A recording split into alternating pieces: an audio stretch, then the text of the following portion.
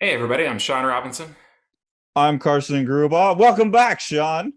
Thank you, Carson. I am in a different place. It's very hot today in Minnesota. Did you Yeah. know this happened? No, I thought that was snow all the time.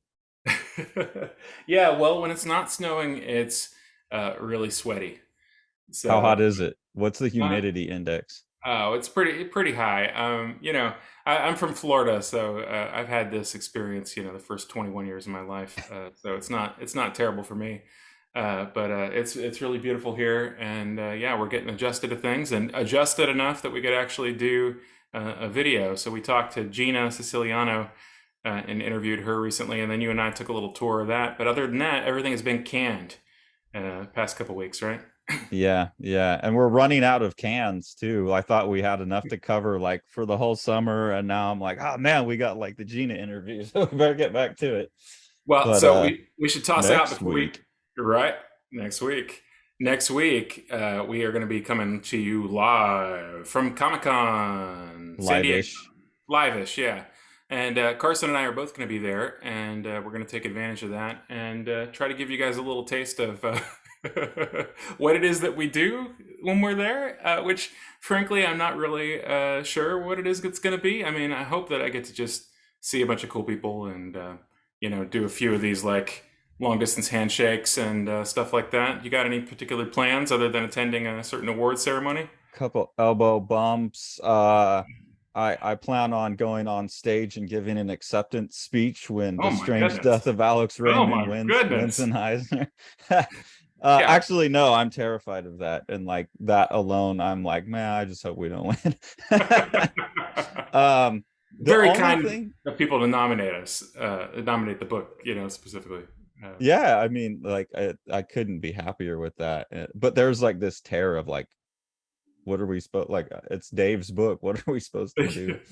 Um, No, I think my biggest plan is I hope we get to bump into I don't know how many people that we've talked to and that we've met through the channel are going to be there, Mhm. or if any of our subscribers are going to be there, but I'd love to just meet people. And then the other thing is I've been recording videos that will be coming out soon of all these like floppies that I found at Second and Charles, but for some reason you'll have like Legend of Mother Sarah 8 issue run, and like issue 7 will be missing, and I've got a whole bunch of these that are just missing that almost complete run of American Flag by Howard Chaykin, which we Whoa. should talk about at some point, I Yeah, think. heck yes.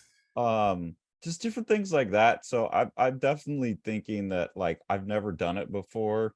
I'm not big into bin diving, but I might do some bin diving, Yeah. see if I can Sounds fill good to these me. out. But Second and Charles is better because they'll charge $1. At San Diego, they'll know what the things are worth, and I'll probably be like, yeah, never mind. I'll just download the other issue. So He's I not don't telling know. the truth there. Carson Yeah, doesn't illicit behavior.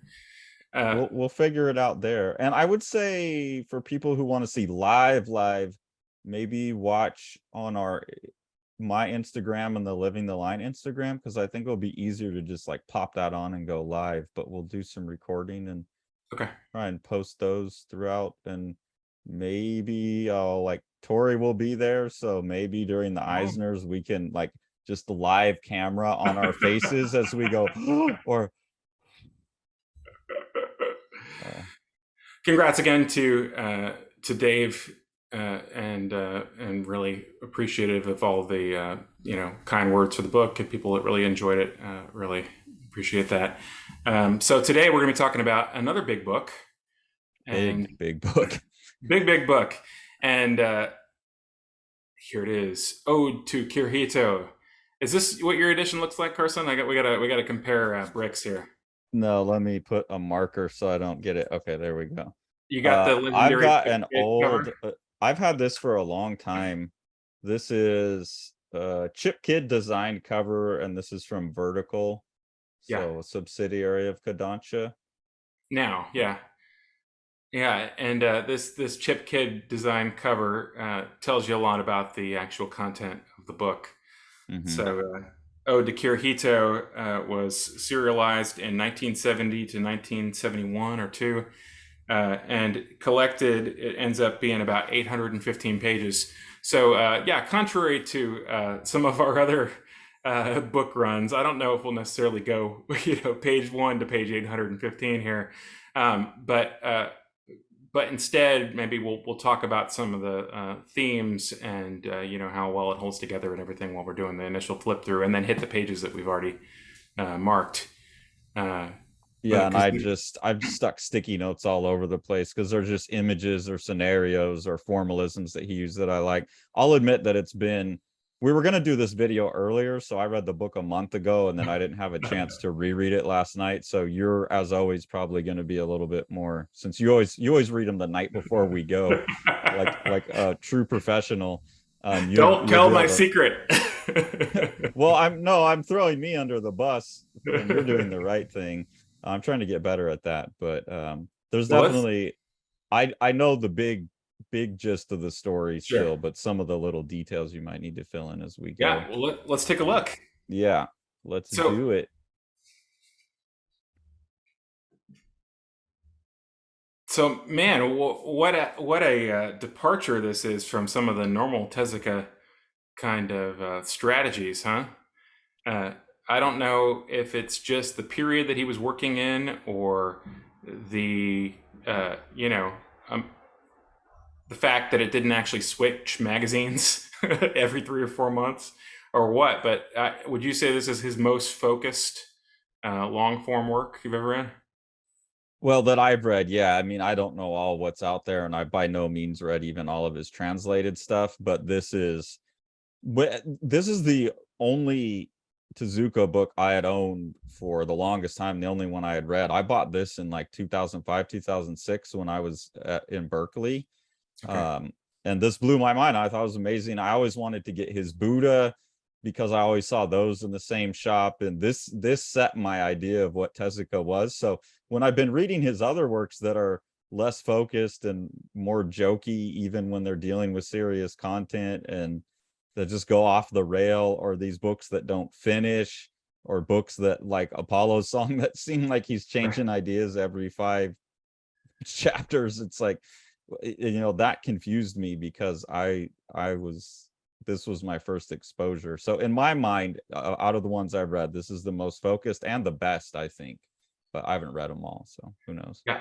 And, we should say this is 70 to 71, and he's definitely under the influence of or competing with some of the more mainstream Gekiga stuff that was coming out. So you have people like Saito with Golgo 13 and other things that were sort of big breakout comics for adult males. And yeah, so like you've got both in the themes and some of the storytelling, and also in the rendering, you've got a large outer influence, which I think is a sort of thing you don't really hear enough about him. Like we sort of have this generalization that he is just an influencer, you know, and Yeah. not that he followed trends, which he undoubtedly did. But you kind of see from even just the quick flip through here that the way that he uses the trends is fairly unique to himself. He's not like just jumping on a bandwagon and imitating other people. He takes it to his own kind of extreme and with his own interests. And this page that I just landed on, I had stuck a sticky note on it, but this is a good example of like he's using this weird like ink swirly Mhm. ink press technique, or he's done this and photocopied it. It's a really strange, like psychedelic, like showing a psychological space, a really strange use of ink that feels, like he's still playing, Yeah, he's like the master at the time, but he's still playing and trying, and probably saw this or something similar somewhere else. right. And And I mean, and you you got can to see appreciate that. the guy there is our titular character, Kirihito, and he's a doctor who's been sent to investigate this disease called Monmal. I don't know exactly how you pronounce it. And you can see a person afflicted with it there, and it basically gives these people a sort of bestial kind of facial appearance and shortens their limbs, and gives them slightly the appearance of like a prehistoric dog or something like that. And Hmm. it's accompanied by cravings for raw meat and things like that. And this Dr. Kirihito works as a research doctor with a older doctor who is absolutely sure that this is a transmittable disease, like a transmittable by virus, or something along those lines. This And is the older doctor here. Is that not? um, Oh and no, now that's that, not him. Sorry. yeah, no, that's the Taiwanese. Yeah, yeah. Sorry, my bad. Yeah, um, they both have a jowly kind of look to them, but the doctor is absolutely sure that it is a virus that's being transmitted, and so that is sort of one of the uh, I don't know, the preoccupations that are behind the characters' different experiences. And we sort of have this sort of globe trotting quest that's happening through the book to find out the origins of this disease. And our doctor, Kirihito, who gets the disease, ends up being, um, you know, a victim of it, but also a person who's a victim of people who see his appearance and want to react to him immediately. Uh, as if he's so. For instance, he's taken into this pleasure palace in Taiwan, and he meets this amazing dancing girl. Yeah, this is okay. Well, since we're talking about that, Yeah, we'll go please, ahead and let's just do it. he's been captured in Taiwan. We'll back up Yeah, eventually, sure. but he's been captured. He's in Taiwan. He and the I guess the big conflict of the book is not only that he's being abused kind of by people because of the way he looks, but he's being abused by the political reasons why the one doctor wants his view to be correct, and he's out there trying to prove that it's not viral, that there's some other thing that's causing this disease. And so he's caught in the middle of this big political battle as well. But yeah, at this point he's been captured and he's seen kind of like as a circus freak oddity Right. that's like being bought and sold for that purpose. And another circus freak oddity is this woman who you're talking about, I believe. Yeah. Who does this exotic dance where she's just basically dancing nude at first and then turns herself into a little ball. She just rolls herself up and then has pastry poured all over herself and dropped into boiling oil. And then on the next page you see the pastry pop out and everybody's just waiting there and she just pops right out of the pastry. She actually got baked into the stripper cake. Right, exactly. And this absolutely just repugnant guy who is watching over this. This is all for his entertainment. Explains, there's no tomfoolery involved. She's highly trained. The batter absorbs the heat, and the oil doesn't reach her skin. But if the timing isn't right, she'd end up like a chicken nugget. Most likely. The next show is really worth seeing. And then we're off, right? And the thing that occurred to me when I was reading this is that, like, if this was a normal Tezuka story, this would just be one of the ideas that he tosses out in one chapter, right? Yeah. But instead, each of these things are beats that he comes back to towards, he ends up resolving. And it's a really unusual thing for him to actually be able to sort of hold all those threads together as he's going. Yeah, to stay so focused. Like after I've read his other work where he's just bouncing all over the place, this one really feels like he had a script start to finish ahead of time and Mm-hmm. like just worked through it. And there's none of his usual tomfoolery either with like there's one spot where I think maybe he shows up, but he doesn't show up. His little pig guy doesn't show up. At the end of the book, he gets bored and he starts playing around again.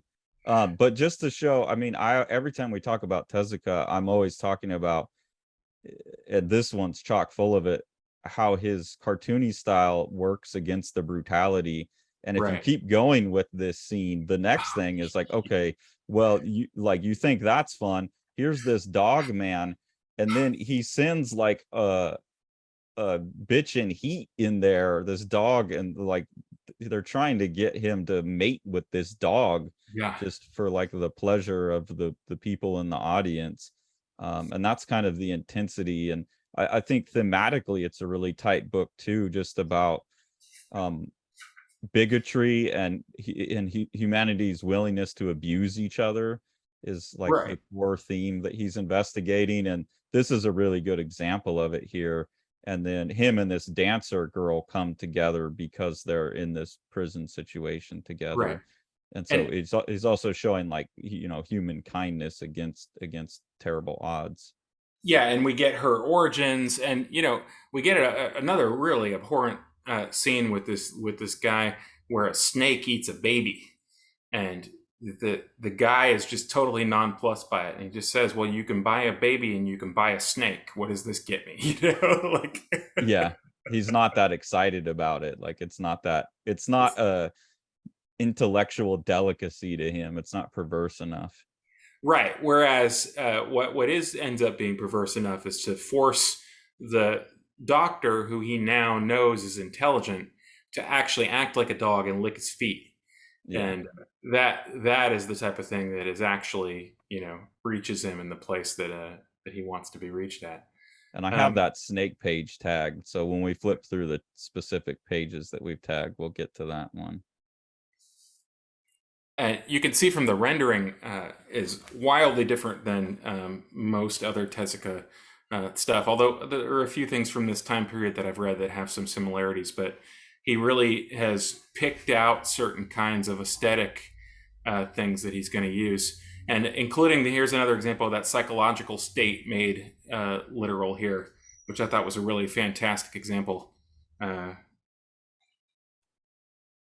On the This, yeah. 346, 347. Mhm. The doctor is having one of his coworkers, Kirihito's coworkers, is having a breakdown in relationship to basically like a rape that he went through with recently. We don't know about it until this moment, but you see his psychological state is like fractured. And we've got the fracturing of the panels there. You can see the sort of floating legs in there. And then what looks to be a statue, like consuming itself or consuming another piece of rock. I don't know what the actual, you know, Well, meaning of it. he's using a bunch of in the rape scene, which I have tagged somewhere. He's using a bunch of like Hindu statuary. So to me, Right. this looks like a Hindu statuary of a man kissing a woman. Uh, Um, and it's done in a very like stipply style, so almost more like what you would see from uh Mizuki Pro. Mizuki Yeah. Pro's background artists. Yeah. Yeah, there's a lot of that kind of more like heavily rendered realistic stuff throughout the book. Here's the rape scene, and you get these big this is Yeah. him thinking about it here. And here you get these like Hindu statuary from like a temple. And yeah, you get these very realistic things interspersed with like him, just the dialogue of basically her shouting no and him saying yeah. And it's pretty intense stuff. And then she's the nun, right, that Yeah. That's right. also has this condition and is starting to look like an animal. um and then immediately afterwards she prays for mercy for him, which is just so it's so intense. And then they follow that up with like to ramp up the emotional intensity more, they go into this like where they're examining her medically. um Yeah. and they're wanting her to go out on stage because this is the doctor that thinks it's viral, and Right. there's political reasons, like it's tied up in a political campaign that his outlook better be right. And they're going to bring her on stage as part of his presentation of his thesis. And it's saying, well, like she's completely distressed, so at this stage we're not going to ask you to come out because we must consider the human rights aspect of like asking you to appear on stage in your current Yeah. position. But then they manipulate her. I don't know where that's at either, we'll Yeah. find it. But the way they manipulate her into doing it is like, it's one of those things where he's throwing out this idea of human rights, but obviously none of these people care. And this guy's sitting here having just recently raped her, like, yeah, Yeah. human rights, that's great. while they're doing a medical exam, that's the most invasive type of thing you can possibly imagine. Yeah. Yeah, it's really and yet you don't get the feeling that anybody's, he doesn't dehumanize the people who are villainous in the story. I think that the tension thematically is sort of around the appearance of bestiality, or best of a bestial nature, like someone looking like a beast. Yeah. uh, and what does that mean when this very calm, very handsome, very reserved doctor, is totally not in control of himself, whereas his doctor coworker, who looks like a dog, uh, you know, is always striving to do the right thing, even when it's painful for himself. Well, and I think that's a theme that Tezuka comes back to a lot because he shows animal life a lot in his books and always kind of juxtaposes that up Yeah. against kind of human behavior. And I really like that in this book especially. I've always I've always thought, well, not always, but at some point I lived with a husky. And I know a husky ain't a wolf, but it was the sweetest, most sociable, like most loving animal. And I thought, you know what? Like this mythology of the werewolf, which is what this is, kind of, it's these wolf people, is always like the core mythology of that is the Dr. Jekyll, Mr. Hyde, like letting out your bestial nature, and like it overcomes your good rational human behavior, and then you just turn into this raging fucking raping murder beast. And it's so ass backwards because like dogs, they're the most loving, like happiest, like it only when they need to eat are they going to go catch something, like dogs don't sit around and plan the vile things that humans do. And I've always thought that the werewolf mythology had it backwards, that like it's not when your animal nature takes over that you're at your worst. It's when your human nature takes over. Right. Like animals don't do Auschwitz. Animals don't serial murder. Animals, I mean, I guess you could say they rape, but it's just like, not intentionally to demoralize another animal.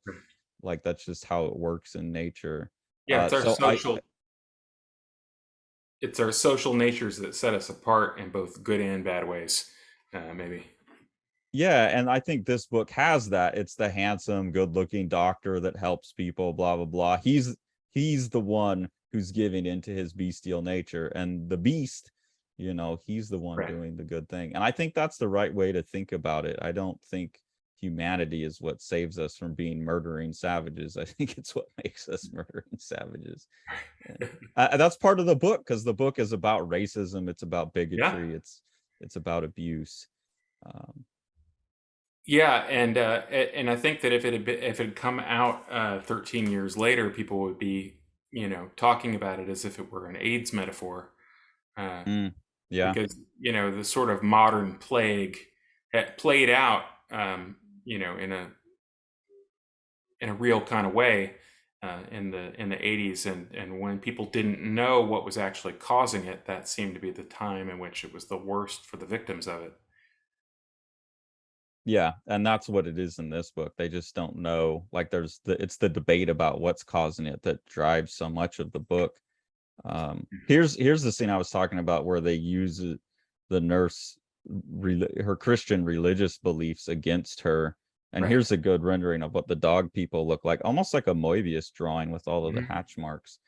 But they use her, like this doctor that's raped her is trying to get her, come on now, be strong and go out and read this thing that we need you to read. And then he's like saying, remember like what Jesus went through. The soldiers stripped him and put him in a scarlet robe, and he's using that, like, be strong like Jesus, don't worry Yeah. about being mocked. And so she So goes out on stage and she has this, kind of, he has this page, very Will Eisner looking to me, yeah, this that sequence here with open. the no Yeah. panel borders. And she drags her cross to bear out in front of all these people, and then like strips down her clothes, and she's just kind of looking at the light like it's a cross, You can see and all the lets eyeballs. yeah, they're not even people, they're just eyeballs staring at her. and lets them continue to abuse her and be in shock and awe of her. And it's pretty intense stuff. Yeah, it really is. That scene back there, just a real subtle thing. I like how you can see the light of her cross on her previous page. One more back. The beam, the spotlight beam, is at the same angle as the cross. Yeah. It's a nice little reflection there. Well, in this book, I mean, he always is like chock full of formalisms, and this book has as much as normal or more, but they are more like a lot of times it just feels like he has a fun idea and he's playing. And like you said, in this one, it shows the psychological state. It hits home the thematic, the thematic statement that he's trying to make. And so I feel like all of his powers that are normally, like, you keep coming back to this idea of him as an entertainer, Right. and his entertainer, like, will take what should be a fairly serious work like Apollo's Song or something that's about love and death and sex, and it just gets wild and weird, and he somehow constrains that in this book. And out of all of the Tezuka I've read, it definitely, you go, oh man, I wish he would have controlled himself a little bit more. Well, yeah, it reminds me of almost if you imagine that he took a single episode of Blackjack and decided to expand it into 900-page work. Yeah. I think that would sort of get to it a little bit more. Blackjack, he really trades on the fact that he has so much medical knowledge from his time in med school, even though he didn't function as a physician during his life. He was an MD. So he uses that medical knowledge in Blackjack to sort of have this episodic, like, what if kind of scenario every week. And the more outrageous, the better. Well, here he really takes that and sort of expands upon it and makes it a more controlled kind of thing. An adult in nature, like more Yeah. thoughtful and serious. And this is the type of like tomfoolery I'm talking about. Normally, in a medical scene where he's doing the medical stuff, he would have Blackjack in the background, just like as a little joke, for sure. Like, that's definitely the type of things he does, but he doesn't do that in here. There's no Blackjack. The only thing I could find is there's one thing here where he has a guy in the background that's saying, "Is he fatter than me?" And he's wearing the little Tezuka hat. So he always puts a self-portrait in, and that's the only moment like that I could find where he really. There's one other one that I have a note on, but it's still more relevant to the story, actually.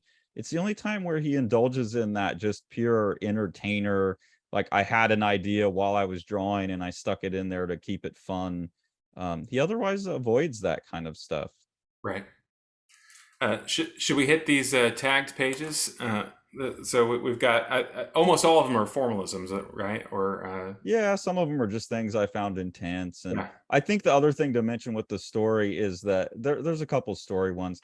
Where the story goes is that the doctor that's researching it is trying to track down the fact that it's not viral, that it's a chemical in some water that's right, causing these mutations. And I forget exactly why, but there's a guy running for political office, and he has a stake in the fact that it's viral.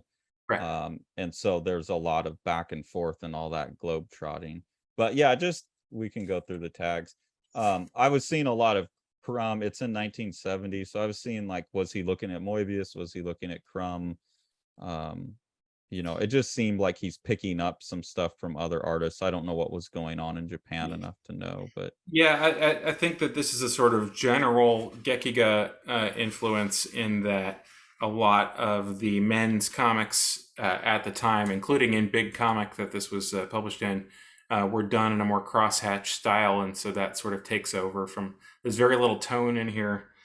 We've yeah. got a lot more attention to cross-hatching and stuff. Not that he really changes his drawing style very often. It's the rendering style. It's like the ticky marks that Yeah. wrap around like a cross contour, but made out of tickies. That's really like a Moebius thing. that I was noticing. It seems strange, like more just rendering than normal for him. Then this is a good example. Another thing is, you haven't read far enough in Berserk yet, but there's a character in Berserk that looks like these Hmm. dog people in this, and so I wonder if that's like a common monster in Japan, or if that guy was influenced, or it's just happenstance. But if we ever get back to Berserk, you'll see that. And here he explains, he's just talking about atavism, which is when an organism reverts to its less evolved biological type. So like a human that's born with the tail, like vestigial Right. limbs reappear. And one of the doctors is proposing, well, Kirihito, I believe, is proposing that it's not a viral disease, that there's some kind of chemical thing that's causing uh, like a reversal of evolution. And Right. I think that's thematically interesting to me because of that, like werewolf conversation. It's like you would think that the less evolved animal is the more bestial, but that doesn't turn out to be the case. Like the human, uh, the thing that makes us human is kind of seen as an evolutionary error, maybe, in his mind.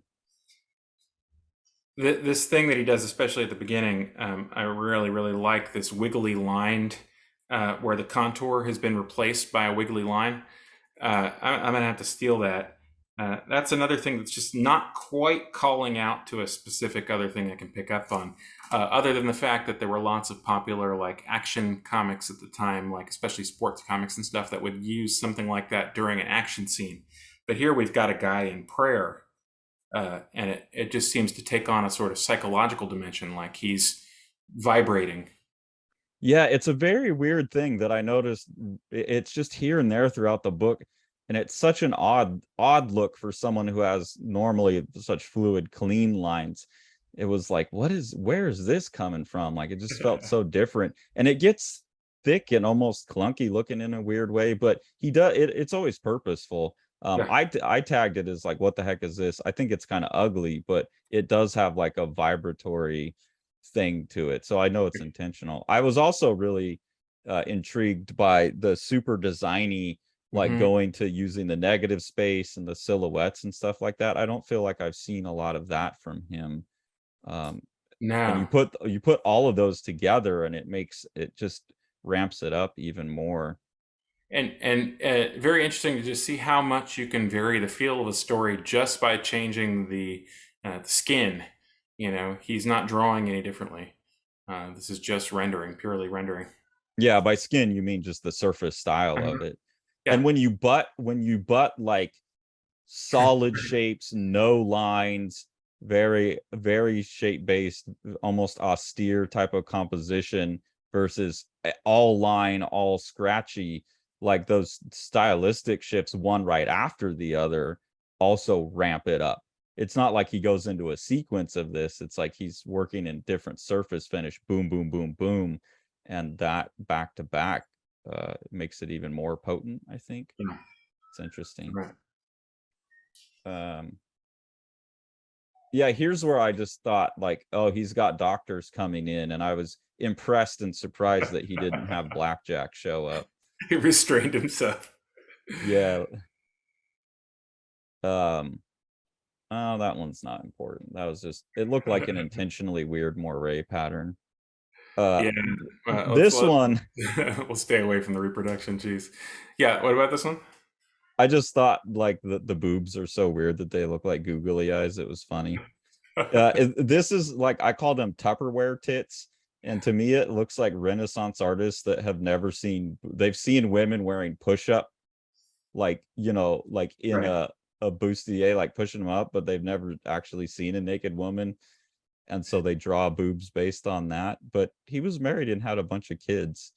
uh they're just very fake looking, and but he got the like nipples pointing in different directions. I don't, it's just a funny drawing. um Oh, this one. Yeah. the shrinking panels, choo choo choo choo choo choo, Yeah.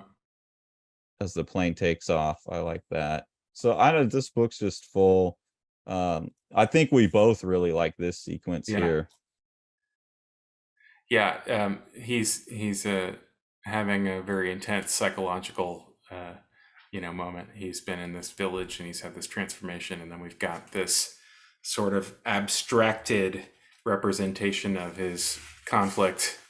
And what happens is he goes to the village because this is where a lot of people are falling to this disease, and so he wants to go study it. And while he's there, he drinks some water in the village, which is what ultimately causes his transformation. And they're like, I'm sorry, the Kirihito Osana you no longer exists. And then then he goes to like his little hut, and some beautiful Tezuka lets loose his best background artist on this one, this double page spread. And then this really like Picasso Keith, like this is like Keith Haring. Yeah, it sure is. It's exactly what I was thinking: Picasso sculpture, and then Keith Haring. Of course, this is 10 years before Keith Haring did anything that would have been seen by anybody. That's true. Yeah, I didn't think about that. But that's exactly what I wrote on my note. I just threw it to the side, but I wrote Picasso Keith Haring. Yeah, next 3 to 4 spreads, Picasso Haring. This just monstrous face and maw made of, people with the exposed genitals and faces only, all sort of wrapped up into each other. And then we get this, inner turmoil, clutching at his own head covering on the right. The two of those pages together, it's just super intense. And there's the weird like timing of it all, and the I don't know, the rhythmic, and then that he like paints the gutters all black, out of nowhere. It's intense. And then you get these like African sculptures, and I mean just straight up, I mean this is like almost non sequitur, Right. totally symbolic, abstract, wild. Yeah, Love it. that particular sculpture, that's the only one that looked like it was particularly referenced to me. The fourth one on that page, but yeah, it's clearly he's got his ancient African sculpture book out. But it's an And then to intense. do just like this black explosion and Yeah, just the right. sound effect, and I love it. I love that that he has enough credentials that he can do that. Yeah. um this is just where we start to realize it might have something to do with the water. Victims of Monmouth or people who have drunk that water. That's where Kirihito starts to figure that out. um I think you tagged this one. Yeah, I mean, the fight that he's having for his life here, and then the sort of roiling black behind him, along with the fully rendered face. It's just so unusual for him. Uh, you just see him really committing to the style that he's chosen. Yeah, and I wonder too if like, was he doing that, or was he doing the kind of outline of it? Because even like the Right. structure of the face looks more realistic to me. Yeah. But it looks like the rendering of the background. So I wonder if he handed it over to somebody and said, okay, now hatch it up. I would bet it had some kind of indication for the shapes, and then that was it. Yeah. Yeah. Um, and his assistants are on full blast in this. Right. This was one that I thought was interesting, given that the book is talking about bias and all of that. And I'm always curious about this. I just read another manga too, the Spirit of Wonder. I recorded a little Oh, video on sweet. that, and they have Fantastic. like they have Miss China in that one, Right. and they have these really like you tell everything to Masaman, like this like offensive Chinese accent. I'm always curious, like what is it that's going on in the Japanese that when the English language translator is like, okay, well, like the Japanese have their like this is a Chinese accent that they Right. do when they're writing Japanese, and then so they apply Right. that, or I I would. don't I would. know. It's just Yeah. an interesting thing to me. So you got this character who is, we find out later, taking him to Taiwan. Has basically Hmm. sold him into some kind of like, indentured servitude. And And they use the at some point he like replaces the R with an L, like those right. typical. That's just a culturally curious thing to me that shows up from Japan to China, and then you have to deal with that in a translation. Hmm. This whole scene has some of that same like silhouetted lighting, and you get a little bit of some interesting conflicts between the full silhouette on the figures and the halftone or the hatching in the backgrounds. And here's the creepy sleazy guy. I just like this page too. Here's the doctor that turns into the rapist, and like this like spiral that he goes down Yeah. into in terms of another psychological one. They're kind of struggling with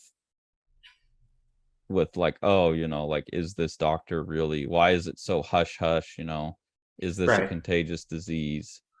And the build with him is very interesting through the book. You get an idea that Kirihito's fiance doesn't trust him, but you don't know exactly why.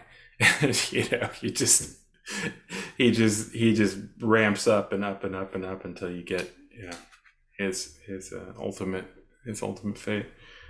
And we got more prejudice here in the American who's working out here at this dig site is just basically like, watch how you speak to a white man, Chinaman. When you Yeah, talk to talking me, to a you just Japanese guy, right? He's, I'm a doctor, and I'm not Chinese. He's like, yeah, I Yeah. said that. I said you're Chinese.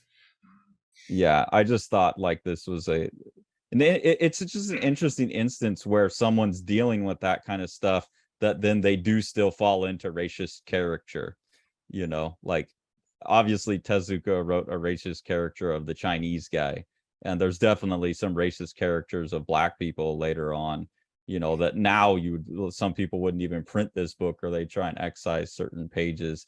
But then he's totally willing to turn around and be like, look at the white guy, just being like, all the Chinese people, Japanese, you all look the same, and Well, so it's interesting to me to see someone handling that topic in 1970, where certain things, like, he was being progressive and forward thinking on issues of race then, but there's a lot of things in here now that would be like, cancel, can't do that, and to see, that's always interesting to me, to see how someone who's at the forefront of a certain topic can fall so far behind as things move on. And that's always, oh, here it is, where yeah, we're talking about racist stereotypes, and it's like, well, if someone drew like that today, you yeah, would know probably not fly. The it's interesting though, because he doesn't just sort of ride with the existing stereotypes. Which is not to say that he's not doing that a lot of the time. But for instance, like they end up in the Middle East at one point, and you could say that the cultural stereotypes that are prevalent, of that place come into play with the characters. But then on the other hand, the poorest people of that area befriend the nun, and the doctor, and they end up working with each other in a way that would not be suggested by the sort of first blush. So, the cynical part of me says, oh, yeah, he clearly just had these sort of working stereotypes. But then the other part of me says that he was a worldly guy who really did visit a lot of these places and had a sort of more nuanced view, where it was like, these are cultural problems that exist from place to place, and each place has its own set of cultural problems. But that within that framework, we've got these other, the potential for greatness from everyone, because we're all part of the general human race. Well, and that's where I find just where things fall in and out of being acceptable over time interesting, because my point is like, this was just a cartoonist. This wasn't seen as Shorthand. problematic yet. Yeah. Just even if we see it as problematic now, so someone who had that experience and worldview, it still didn't occur to him, and that's not a damnation of him. It's just Right. pointing out, like why we need to give people more grace, and especially historically, Mm.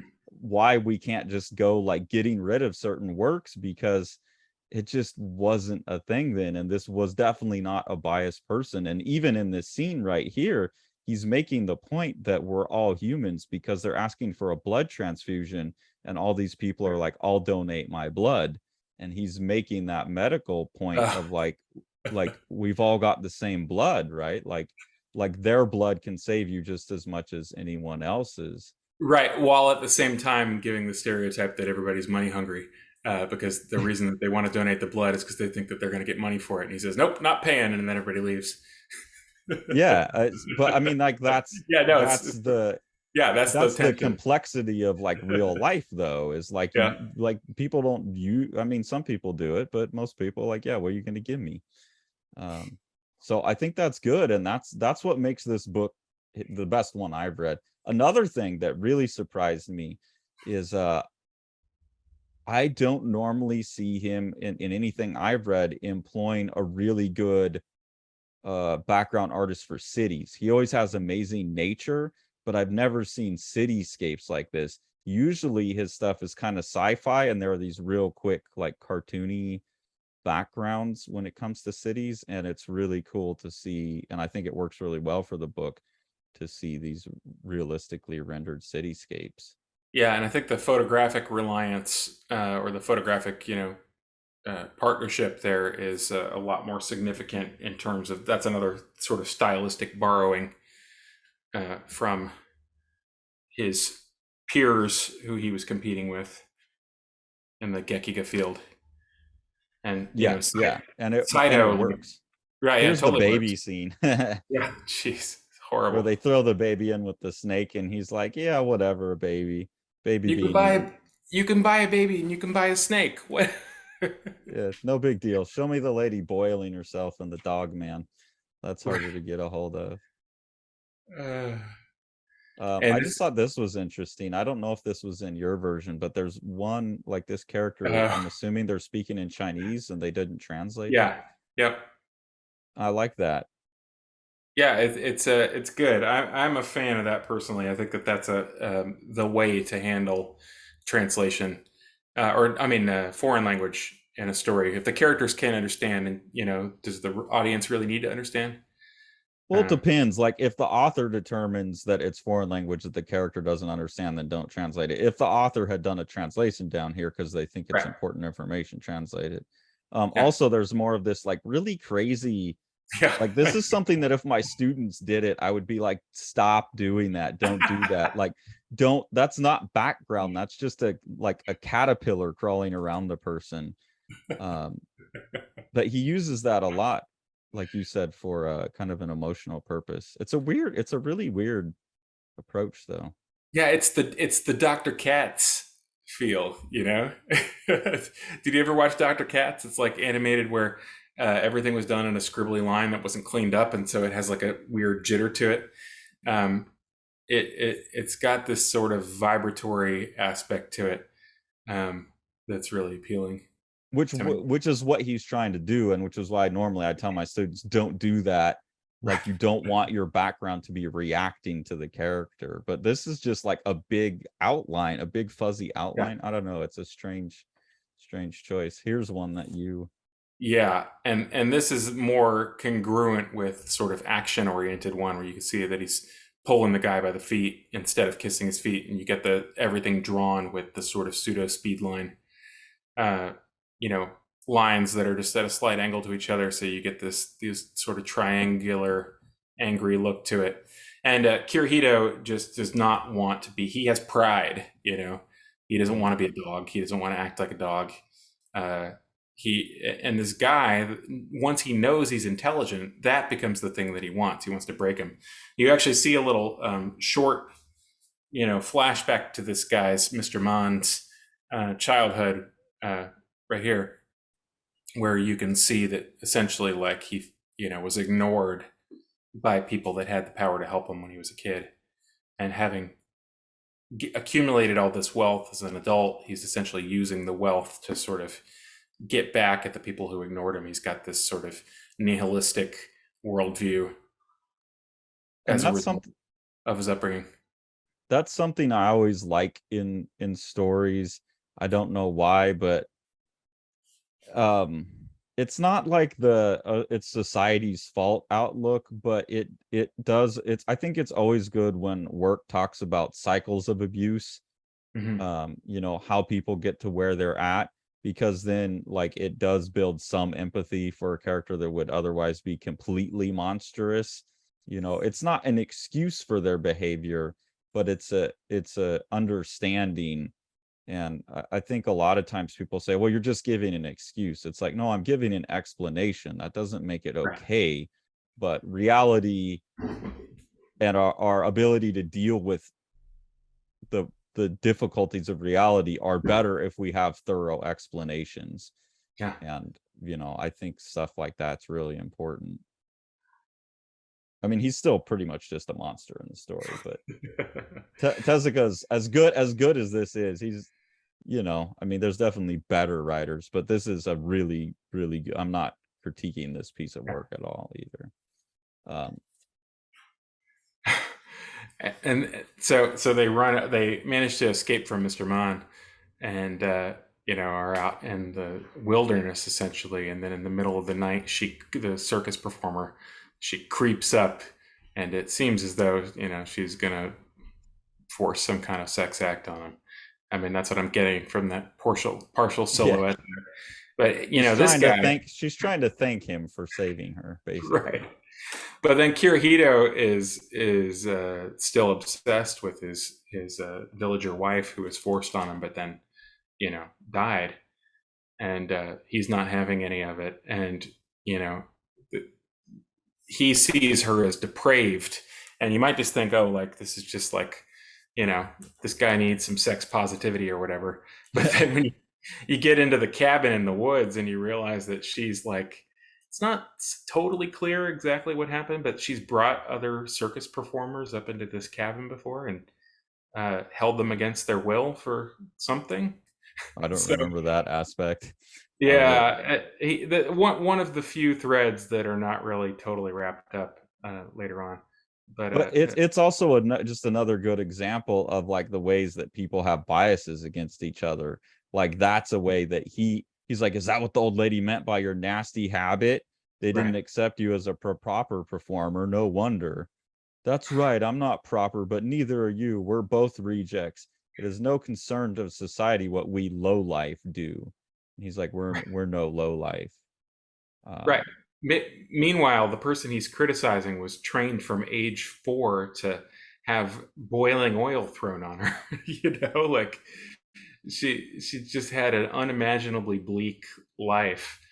And yeah, yeah, he and did. so I think that's just another one of those like human moments where this is a character who's like fighting against bias, but you're human, you have a bias of your own, and Right. always kind of look at that cityscape too. Yeah. That's crazy for Tezuka. um I don't know, it's just that kind of stuff. Here's where we get a sense of the politics. um and he's saying like but why, sir, why can't we think about this as something other than a contagious disease? And he says, because that's what I'm saying at the conference in October.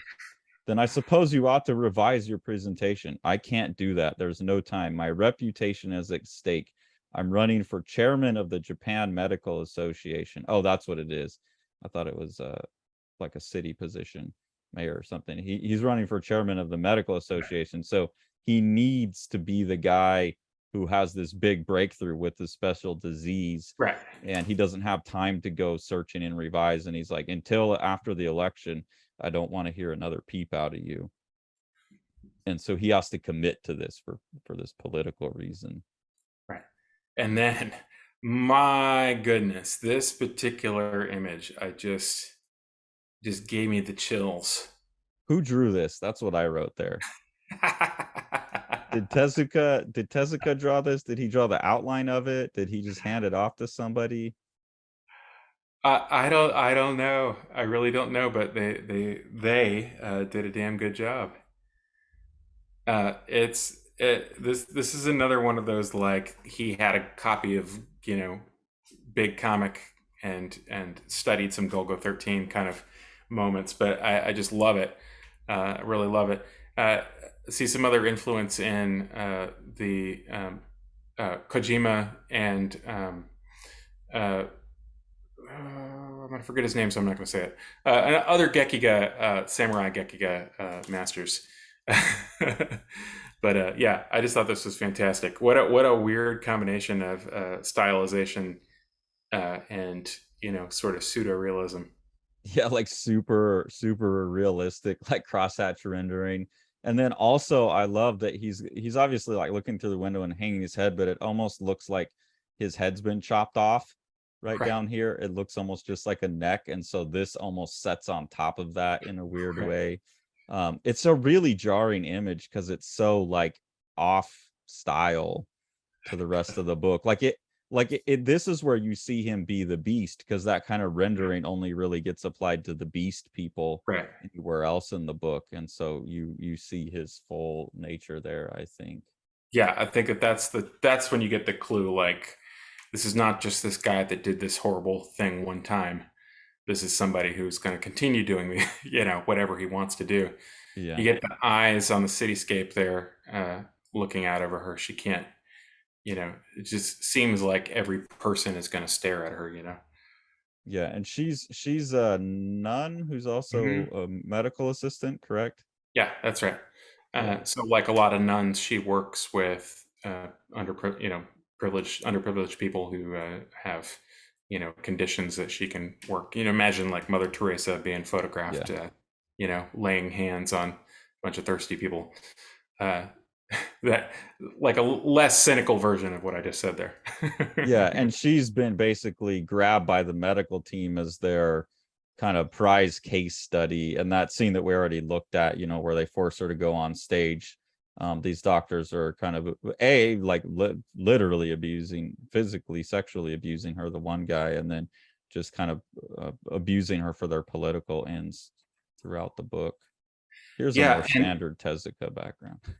and she being the other person who has Monmouth disease that we actually get to see, intimately. I think she's also another example of a sort of, if Kirihito has a sort of sainthood through the book, I think that she does as well. And she would be what I would call like the ignorant saint. She is manipulated by other people, but she manages by her own sort of dedication to change their bad deeds into good ones. It doesn't matter if she did something because she was manipulated, because she has this sort of spirit that she does. She manages to sort of turn those bad things into good things. Like the Uh purity of intent. huh. Yeah. Yeah. Whereas Kirihito sort of is sort of the intellectual saint. Yeah, he's out on, he knows what the mission is. Right. So here's where she's got him locked in the cabin, and And she's gonna. he Yeah. Go accuses ahead. her of being a paraphiliac. Right. You have a fetish for freaks. And she says, "You're one to talk, dog. I'm a human being. Why not be a dog, huh? Be a wolf for me."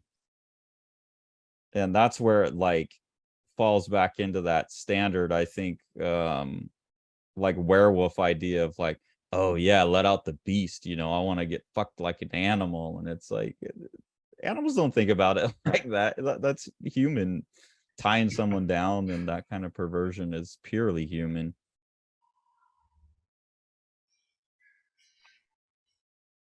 Yeah, and the some of the conflict there is just their sort of expectations for each other, but they don't really get a chance to hash it out because they're interrupted by people with guns who are here to kidnap them and bring them to another locale. So And look at this. This is fun. Just the like yeah, each one of them gets their own panel just because of the slits through the fence. And after having read Mizuki's war stuff now, I have to see that a little bit more in there as well. yeah, yeah, totally. That through the slits thing is an interesting thing. I've had this happen in real life where if you are holding an object or you're watching an object move um, through time or through space, you generally have a feeling that no time has passed because the motion of the object is integrated to your understanding of time because you're seeing Hmm. it continually. But if you watch something occur through slats or something, you get discrete units of time instead. This is something that I've been accidentally aware of at times, and it can be a kind of jarring thing because it almost feels as though the person is like popping from place to place because you're presented with a slice of it. Another example would be like a strobe light or something like that. Hmm. If you're in the dark and you're seeing things illuminated by a strobe light, you can have that same kind of sensation where you feel dislocated from the continuation that you're used to from a object. I don't know. I know it's just a little weird I aside, feel but like you probably just made a breakthrough in quantum physics and didn't know it. So another living the line thesis paper in the making. Something about the wave particle duality and the slit experiment relates to that as well. When you become real again, Schrodinger's cat observed. Schrodinger's cat observed. I don't I don't know if that's what you're talking about, but no, that yeah, might have something to do with time though, when things move from actual to possible, possible to actual, and I don't know. We're I off can topic. Yeah, I can tell you what the specific thing was. I was observing my kid have an argument with a neighbor kid through a fence. I was there to go get my kid, and instead I was seeing an argument, and it looked like a comic to me because I only saw them stationary as they passed each of Mm, the moments I could actually see them, and it was dislocating. I didn't feel like normally you have continuity when you're watching an object move through space. yeah. You don't perceive time in the same way because you are integrated with the object. Whereas when you're presented with something through an impediment like that, your relationship to the object is a staccato sampling. Sean, this is what you talk about with reproduction too. It's just the difference between continuous and discrete, you Totally, know? yeah, Yeah. absolutely, 100%. Okay. Anyways, before we veer off into, I'm feeling philosophical today for some reason, so we'll tamp that down. Bad philosophy, bad. Yeah, it's really bad for you. Don't do it. Don't read philosophy. Oh, did you the Dutch tilt? Is that what got you here? I think you tagged this one. Oh, I did. Okay, well maybe I tagged it for the Dutch tilt. I don't know. You had like a span of pages here. Yeah. Oh, yeah. So he, he's gonna make a run at his captors, and we got that one major panel with the Dutch tilt there, which is very exciting. Dutch tilt from a cinematic standpoint. Throwing something at an off kilter angle where the horizon line is tilted, and then it goes straight from that to these maybe more typical now manga like you know slide triangle views. We get this really highly rendered uh, impact panel at the bottom there, and his eyes bugging out, which is really great. And then the shattered consciousness, and then like a iris of the camera opening to see his bound form, which is just really And again, oh it's like the sequence of those like boom, boom, boom, kind of different yeah, rendering styles, simplicity of abstraction, like them coming one after the other is especially impactful. yeah, the sort of pile up of him. Yeah. And then this big scene of him getting just dragged, like, you think maybe he's like hanging upside down or something at Right. first, and then you like kind of pan out to realize he's being dragged. And then just I was really impressed. I'd put a tag on like the variety of faces that he does here. I liked that. Just thinking of how many different characters can you come up with. That always a struggle for me drawing crowds, and it's like obviously no problem for him. And then a typical background and the juxtaposition of that works for some reason. Yeah. The other influence I was thinking about with this all stylistically is Senpai Shirato, which, the stuff being published under Senpai Shirato's name at this point was mostly his brother's work. His Mm. brother was working with him, but the highly influenced by Kojima, the artist on Lone Wolf and Cub, who had been Shirato's one stablemates for a Mm. while. Anyway, that Shirato started off very heavily Tezuka influenced, and then the pushback, the influence obviously ended up flowing both ways. It's And really cool when that happens. Like when someone's like, "Oh, I'm like a devotee of yours," and then they evolve, and then they're the person that they were like kind of right, their master in a sense, like goes, "Oh, but that's cool." And I feel like when you get a back and forth between artists like that, and I think that's where you get something this good from Tezuka is like other people were up in the game and he right. was competitive and had to keep up. Um, So here, it story wise, this is this is the bad guy that's um like buying people and having her dance in the oil, and not too excited about the snake and the baby. And he's been drinking this like special water, right? Like he has this special water that he drinks, and it's been sourced from a town that has this chemical in it. And so he starts getting the mon mao as well, and it's kind of a nice like karma moment. Right. And then this doctor winds up, the doctor that's so obsessed with proving that it's viral, he winds up getting it as well, correct? Yes. Yeah. Here's a Basically cool all. formalism too. Yeah. That's an interesting one.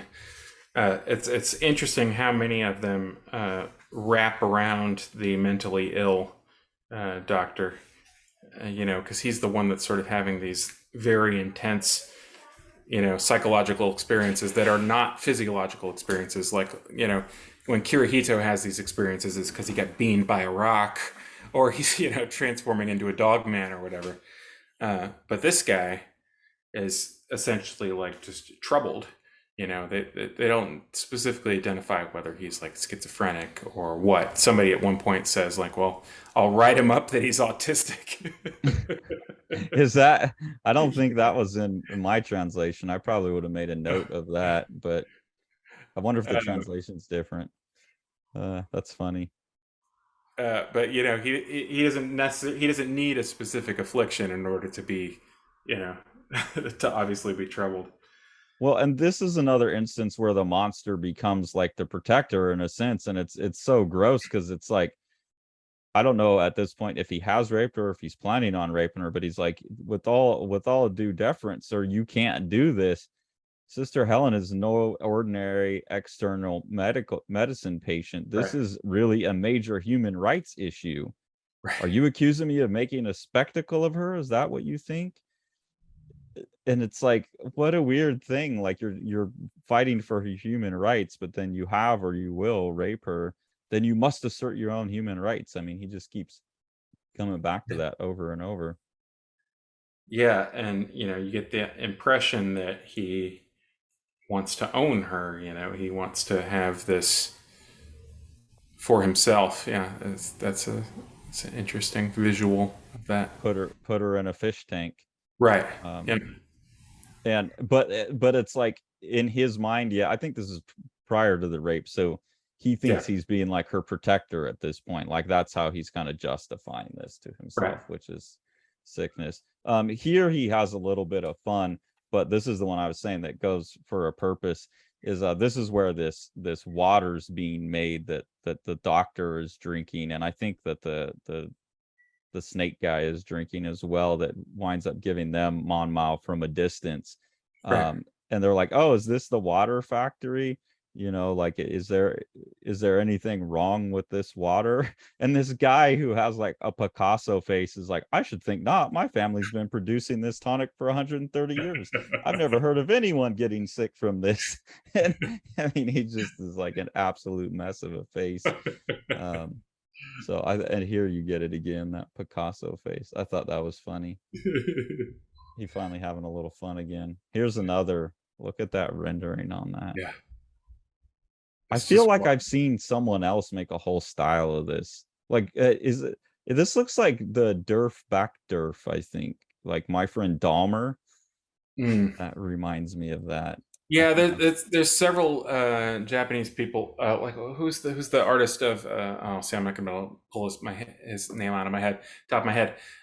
Later on, this is a fairly common technique, but I really do think that it's coming out of just the other big comic Gekiga stuff. But it's just the thing that makes it weird is just it applied to Tezuka's um, anatomic limitations. That's the yeah. exciting thing for me. But just this part here where his eyes separate from his body, and he's just like essentially, uh, you know, he's having a some type of psychotic break. I thought this was a really interesting and significant depiction of I mean, I guess like a schizophrenic dissociation. Yeah, and he's like being like the panels are kind of cutting, like folding and cutting him. Hmm. And yeah, it's just a weird. And this also makes me think of some of the like more surreal moments in Goodnight Pun Pun, where it's a largely realistic story. I mean, this one has the weird like dog people kind of magic in it as sci-fi element, but it's otherwise a fairly like bureaucratic type of story. And that's one of the things I like so much about Goodnight Pun Pun is it's pretty much just like a coming of age story, but with the weird tricks like this. Yeah. So I wonder how much of an influence this kind of stuff was on some of these more contemporary artists that are doing these weird psychedelic things. Yeah, I wonder if there's like a missing stage in there, like Urasawa or somebody like that. Yeah, I would like to know. I would like to know who's in between here and Ennio Asano and Right. Shinichi Sakamoto and some people who do this type of stuff and there are these more psychedelic moments in their work. And then to this where like he's like basically like derping out in this office and it all goes like Daredevil vision. Like that's pretty cool in terms of disconnect and seeing other humans as like not people, just Yeah. stand-ins. Like this is like how you get to that moment where you can do something to somebody where you dehumanize them enough. Yeah, we've talked about this schizophrenic dissociation. Like this is another really great rendering of it. I think art is uniquely suited to render dissociation because making art can engender a dissociative state. Uh, Hmm. in the sense that when you have a living, breathing person in front of you and you're attempting to translate them into a static image, that process is by definition dissociative. Uh, And by definition objectifying.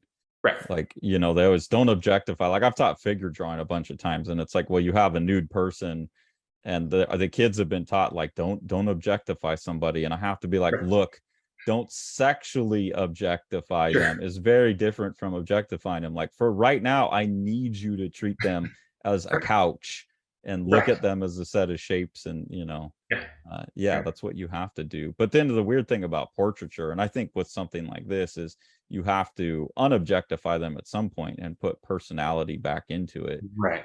And that's what a really good portrait is. But you kind of have to flip flop between that dissociated objective. They're just an object and trying to see the person. It's a strange balance. I really like this one. Talk about that Dutch angle. I really like how off kilter this is, where this whole panel, it's like you just got to tilt the book, or like he's just falling down the page as he's running. It's a really good like strategy for disorientation. There's a scene with the doctor later where he does a full rotation in a four-panel spread. I didn't mark that. I don't think, but Yeah, I don't think so. And here's the doctor now who's been saying this is viral, and he's now got it because he's been drinking that specialty tonic water. right. Um, this is interesting too, with the beeps going down Yeah. instead of sideways.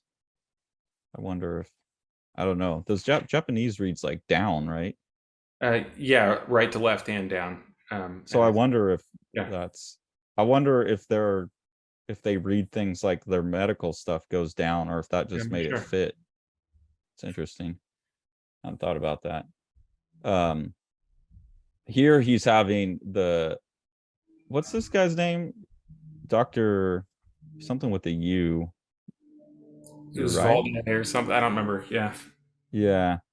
Um, and again, he's rendered more realistically, which is strange, but he's having memories, and I like that it's basically like pages, Right. kind of like what Everett Glenn was doing with his Yeah. like pages within pages. This is a really early version of the comic page as a container for memory Right. and time. Yeah. Some interesting use of that in a few scattered places. Yeah, Everett's the most recent, and there's some uses of that in Cerebus. And Here, these ugly outlines is what I wrote that you like, but here he's really going. going crazy with it. No, I plan on stealing this quite flagrantly in the near future, so I will keep you updated. I think it's the thickness of them. It's the fact that it gets too thick. Like if it was just a sketchy outline, it would work for me, but it's the fact that it creates like it looks like a sticker that has uh like a tassels on the edge of it or something. I don't know. There's some way to pull off that same effect without it being graphically it's just kind of distressing to me for some reason. I don't know. I'm curious to see what you do with it. Yeah. How do you innovate it? Ooh, look at that one. I just flipped to that. I didn't intend to go there, but damn, that's good. This is intense here. They find this Yeah. woman, just again like the kind of content that he's willing to deal with, that again, like I always say, juxtaposed against his very cartoony, fun kind of kids looking style, is like this woman has got shot, and In the head. the shock of being shot caused her to give birth, and they find this baby with like still attached to the umbilical cord of its dead mother, and it's like barely alive. Yeah, I just found that to be unbearably.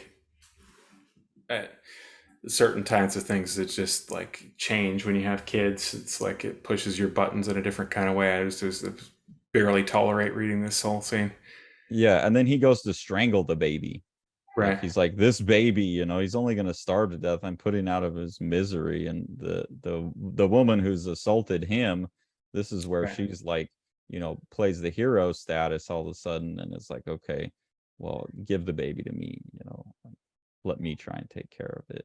And it's another one of those just complexity of humans. Like we talked to Gina about, like sometimes the monsters do good things and sometimes the good Right. people are monsters. Um, and I think the baby winds up dying anyways, doesn't Yeah, it?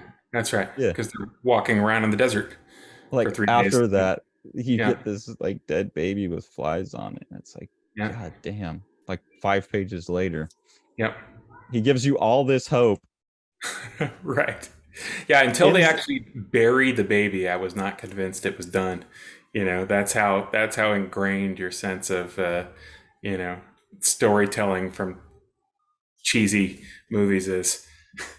Yeah, and it's not even just a few pages later, it's like a full chapter break Right. later. It's like, let's end on the we'll do everything we can. And then like, nope, sorry guys, life sucks. And then it causes him like a crisis about even being able to be a doctor, and doctors are useless and I'm Yeah. human garbage. And Yeah. man, it's just really compelling Yeah. stuff. He just thinks like, what is the point of all this? And are we going to talk about this? Yeah, Okay. So we've already spoiled pretty much everything in the book. this book's been out forever. I mean, I picked this up in 2005 and it got made in 70, so you should read it. So I said that it comes back her skill with this baking thing. So Kirihito, they need to raise money. They're in somewhere in Saudi Arabia, and they're not unable to raise any money. And Kirihito refuses to be put on display because he has too much pride. So she tries to make a living by being a prostitute, and he breaks up that. He's not going to let that happen. And so instead, she proposes that she go ahead and do her baking trick. And they work out the details with this local vendor who's going to take half the money. And they go ahead and try to do the trick. And of course, the giant spoon breaks. And of course, she is cooked alive inside of this thing. yep, And, cooked alive inside of the dough ball. And and it's just like he just goes so far down. it's really just I can barely even believe that he had this weird thing from 400 pages earlier, and that was all set up. It's like Chekhov's dough ball, you know. Well, do you think that's what I'm saying? This one feels like he legitimately had a plan and stuck to it. Because normally, if he just like wings it as he goes, like he wouldn't wrap back around to that thing. He doesn't seem like someone who is willing to like unintentionally seed things. Yeah. um I don't know, it's just that after having read so much of his other work, not so much, I haven't read a ton, but after reading what we've read, this book is just really, it's kind of singular and exceptional for him, and its cohesiveness, this Yeah. being a good instance of it. Here's some really wild, Yeah. like really modern, like we're just talking about picking up American flag. This looks like a Howard Chaykin page to me. Yeah, it's got a kind of Polaroid look, at least in reduction here, with those little, you know, those small little rectangular slices of It, image. it's so designy. This is actually something Dave would have done in Strange Death, with the Yeah. word balloons being, the captions being tilted and Yeah. cutouts and stuff. It's just, I'm so impressed by him, how kind of relentless he was about trying everything, and like the more rendered hand here. Hmm. I mean, just some really fun page layouts throughout this sequence here. Couldn't even tell you what was going on in the story because it's been a while since I read it. Here's another wild scene. Now you get this the rapist doctor, and this is going to see Kirihito's Fiance. bride, Yeah. fiance, correct? Yeah. Yeah. Yeah. And so he goes and abuses Kirihito's fiance as well. And you get that beautiful Yeah. piece of Oh man. abstraction there. And then like that wild panel right there too, where it almost goes back to the kind of the ovum look that Yeah. he did in Apollo's song. Right. Yeah. And It's so just a I brutal get scene. the impression he got her pregnant. I forget. Well, the nun, in the earlier one, yeah. We don't necessarily find out the results of this particular violation. But this suggests that he Sure. impregnates Yeah, it Kirihito's. does. Yeah.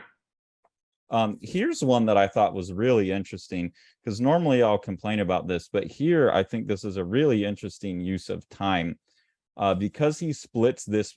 This is all one panel, Right. like this is them walking through the door, but because he puts this big black bar here, which normally you'd want to avoid in a panel, you would want to avoid it because that can separate it into two, and then he lines it right up to this one. This is one long moment, and then these things kind of happen around that moment, and so you can read it as like he's awake, and then he hears that and looks out, and then they bring him the food, or you can have him like look over, that's him, he sees her out there, she says he's awake, and then comes back and give him the Right. food. And I think that's really cool, because normally when people do um like panels like this, I don't know, it, I don't know. It's just something about the way that he played with time right there. The Yeah. interpretation of time is really fascinating to me. That's all because of that border. Um, Here's another Dutch angle where he's coming out and he's like depressed and drunk. I really like that. Dave did that episode where they're in the of Cerebus, where they're in the boat and all the panels are tilted to show the boat Right. rocking. And this gave me that same kind of really like, whoa, okay, I better write myself. So that was really effective, like animation in the book. And then here, just some like really realistic. This is some, he just like let his background artist draw some Yeah. people there. And that again reminds me of Dave doing Judenhouse Right. with the dead bodies and Yeah. the rigor mortis on the face and stuff. We talk in this scene. She's nursing these people, and they just talk about the hopelessness of the situation. But she's totally dedicated to working with people and helping them in any way that she can. This is the nun who's just sort of accepted her condition as it is. And Kirihito now is Yeah. functioning as a doctor again. He's, after all that desperation, he's found some hope in his work again. Right. The villagers that he's with call him Dr. Dog, which bothers him. But he decides that he's going to basically, get revenge and make all these different things right. And every villager comes up and gives him enough money so that he's able to travel back to Japan and confront everybody and, try to get revenge for his wife's death and all types of things. there. This is a little background artist, little detail there. Check out the center of that altar there. Look at the text. It's all phony Latin except for the center word. Oh, I can't, the mic's in the way. I can't get that close. What's the It's center word? penis. I didn't see that. Uh Herpet penis. Yeah, that's funny. Uh that's a Japanese someone playing a joke. Uh and then here he's saying God doesn't exist. At least there's no God that can save a man who's become a dog. Life is definitely beaten down poor Kirihito. Now that we're getting towards the end of the book, he can't help himself and he starts to get a little silly. And he has this moment where this guy's got like a cactus head, little succulent head, and I went, oh, there's the Tezuka I know. But he made it like 726 pages before he gave into that. This is one I really like. This is a page flip effect. I think first off, you have this isolated panel, which is nice, and it's so dense and heavily black, and it feels so lonely already.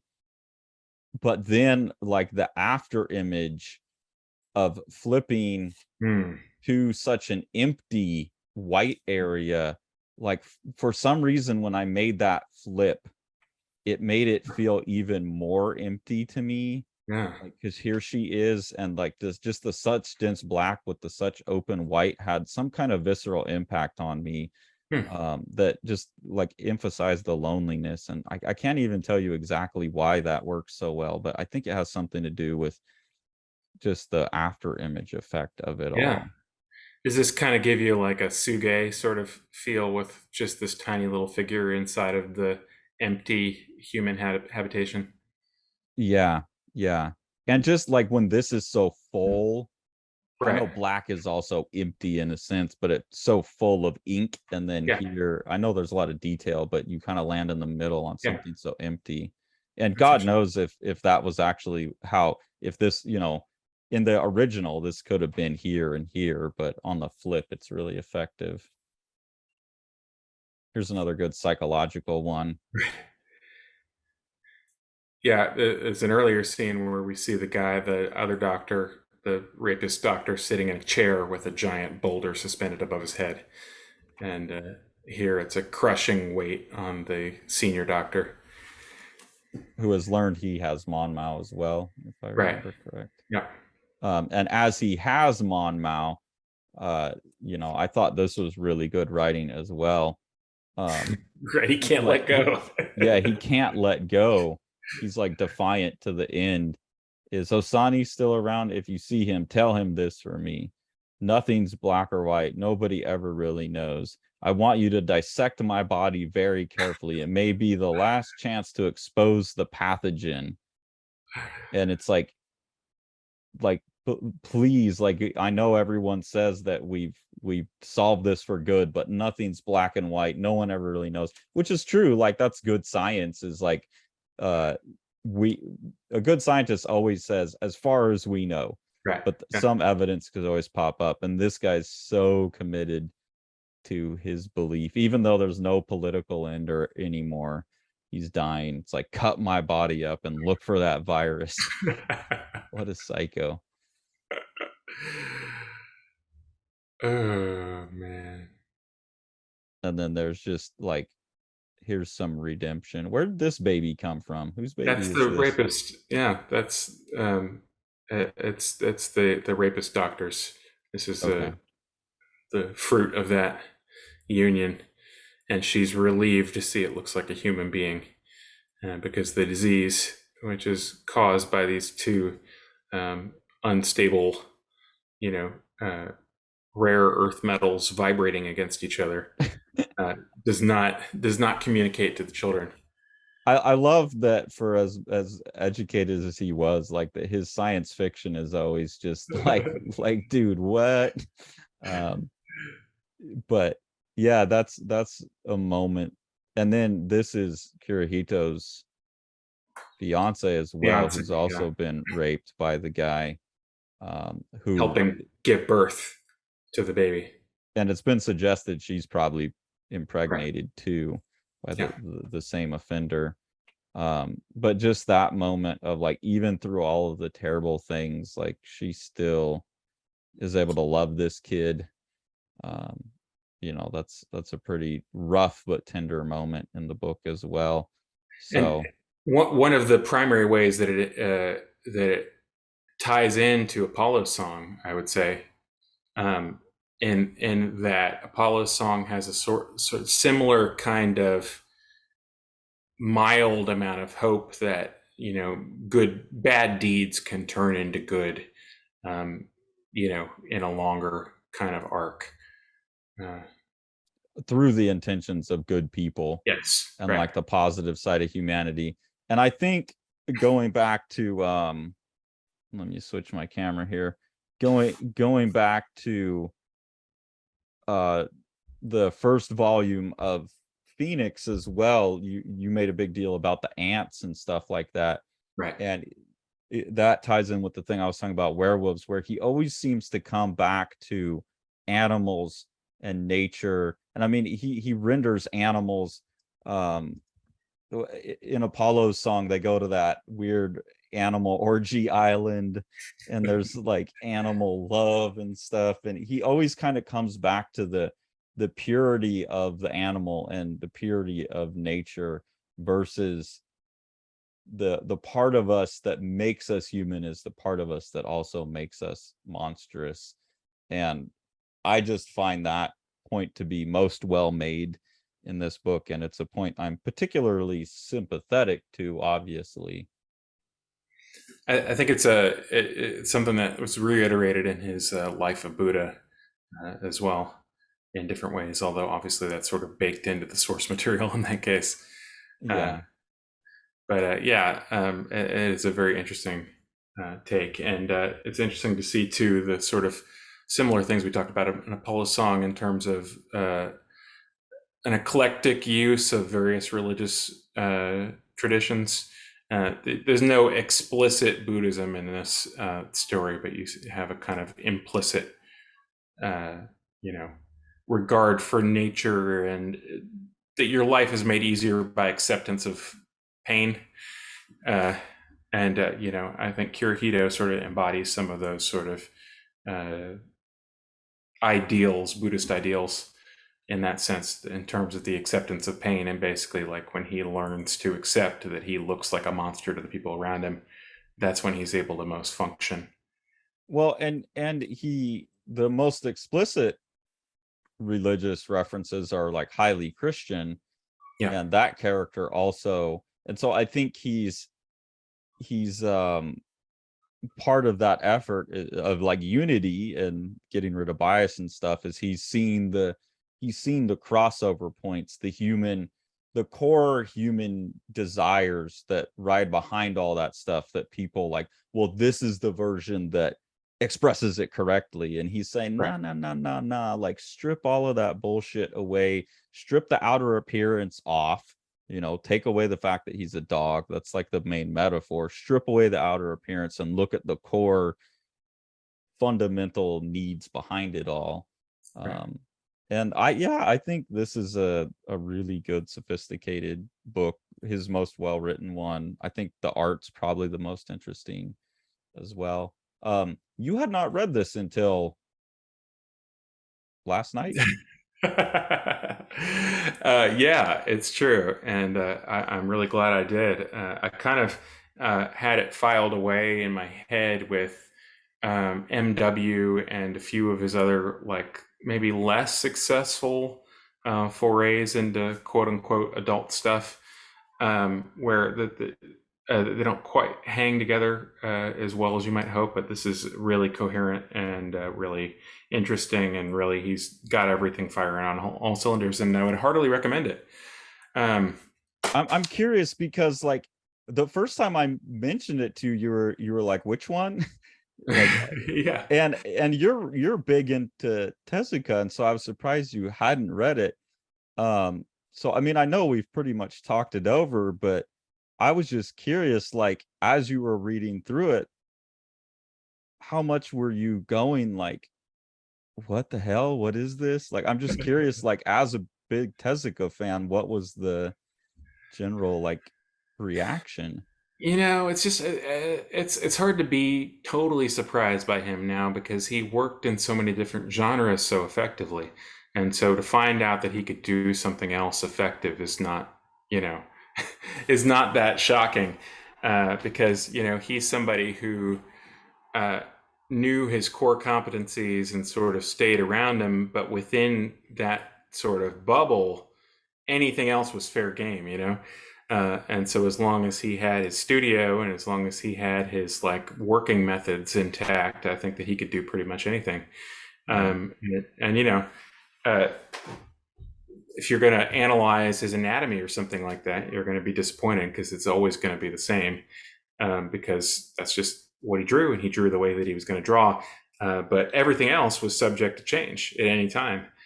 So the fact that the guy who gave us like Ribbon Night, or whatever, could also do this, I mean, is not that much of a jump. I've already read Astro Boy, and I've read Blackjack and Phoenix, and once you realize that the same person produced all three of those things, it's like, well, sky's the limit. It's great. I really enjoyed it. It's got a real like sort of gritty urban. You could see this being made into like a Antonioni movie or something. I could see this in a wide variety of circumstances. It's a really cool story, and it hangs together really well, and it's got some nice depressing moments to it. So go forth and purchase. It's in print. It's on Abe Books. Yeah. It's all over the place. And I think it just got reprinted. That one you have is like the newer version of it. Yeah. Which kept all the same annoying lettering errors as the version that you have. Okay. And the penis. It kept the penis, which is fun. It did. I hope that you guys enjoyed the book, and I hope that you made it all the way here. And I've got some goodies to send to the first person who will comment that they made it this far and they actually heard this. And the winner of our last goodie contest, I'm going to send out tomorrow. I haven't done that yet, but with the in the U.S. stipulation, Sean. In the U.S., yes, thank you. In the U.S. Don't shoot yourself in the foot there. And next week we're going to be at Comic-Con. I hope that you guys will check in for that.